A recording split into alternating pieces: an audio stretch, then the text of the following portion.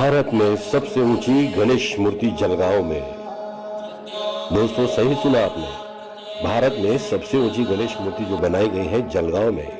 21 foot ऊंची 100 ton वजन की बैठी मुद्रा में अद्भुत गणेश मूर्ति, पाषाण पत्थर से निर्मित देश की सबसे बड़ी मूर्ति। 21 करोड़ मंत्रों पर विराजमान यह मूर्ति इन दिनों दूर दूर से गणेश भक्तों को आकर्षित कर रही है। जलगांव जिले के पालदीस गांव में समीपी सिद्धिविनायक गणपति मंदिर है। इसी मंदिर में है विराजित यह मूर्ति। श्रीकांत मनियार जी ने यह मंदिर का निर्माण किया है। कहने को तो यह विश्व का 8वां आश्चर्य कह सकते हैं। मूर्ति दाएं बाएं रिद्धि सिद्धि की मूर्तियां बनाई गई है। 5000 लोगों द्वारा 21 करोड़ मंत्रों को लिखा गया है। उन्हीं मंत्रों के ऊपर स्थापित की गई है महाकाय मूर्ति। महाद्वार पर ही सबसे बड़ा 200 किलो का घंटा है और 6 फुट का मुस्कुराज है, सभी का दिल जीत लेता है। आइए देखते हैं इस विशालकाय मंदिर की कुछ ऐसी अद्भुत बातें जो हम जिससे अपरिचित हैं। देखते हैं श्रीकांत मनियार जी ने किस तरह से अपने आप को इस पूरे मंदिर में ढाल दिया और देखते देखते एक विशाल मंदिर का निर्माण पालदीस गांव में निर्माण हुआ। कहने के लिए तो ये एक बहुत आश्चर्य की बात है कि इतनी बड़ी गणेश मूर्ति इतने बड़े पाषाण पत्थर में कैसे बनाई गई होगी, लेकिन ये सारी कहानी पत्थर से लेके बनाने तक की सारी कहानी खुद श्रीकांत मनियार जी अपने से बात करते हुए कह रहे हैं। वो ये कहते हैं कि इस मंदिर का निर्माण करना इतना आसान नहीं था। इतनी बड़ी मूर्ति एक पाषाण पत्थर में निर्मित करना कोई आसान काम नहीं था, लेकिन ये काम करने के लिए उन्हें बड़े ही एफर्ट्स का इस्तेमाल करना पड़ा।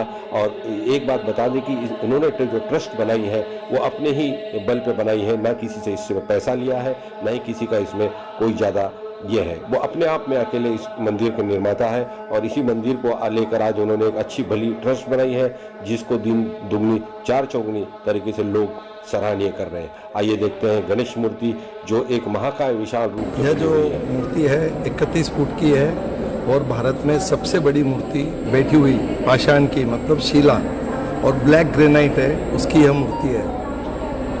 तो ये मूर्ति की मतलब कहाँ बनाई गई और इसको यहाँ तक कैसे लाया गया? यह मूर्ति विजयवाड़ा से इंटीरियर में बड़ी बड़ी खदानें हैं ग्रेनाइट की, वहाँ पे बनी।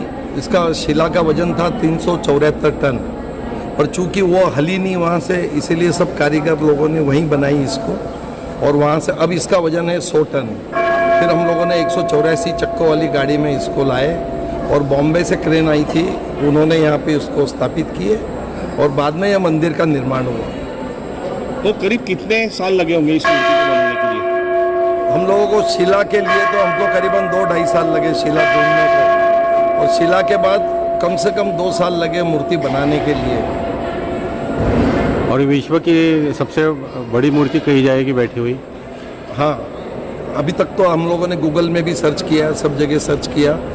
पाषाण की मतलब ब्लैक ग्रेनाइट की मूर्ति है, सबसे बड़ी मूर्ति है विश्व में, सबसे बड़ी मूर्तियाँ तो बहुत है पर सब सीमेंट में बनी हुई है मैक्सिमम, और सीमेंट के मूर्ति का आयुष्यमान 100 से 200 साल रहता है।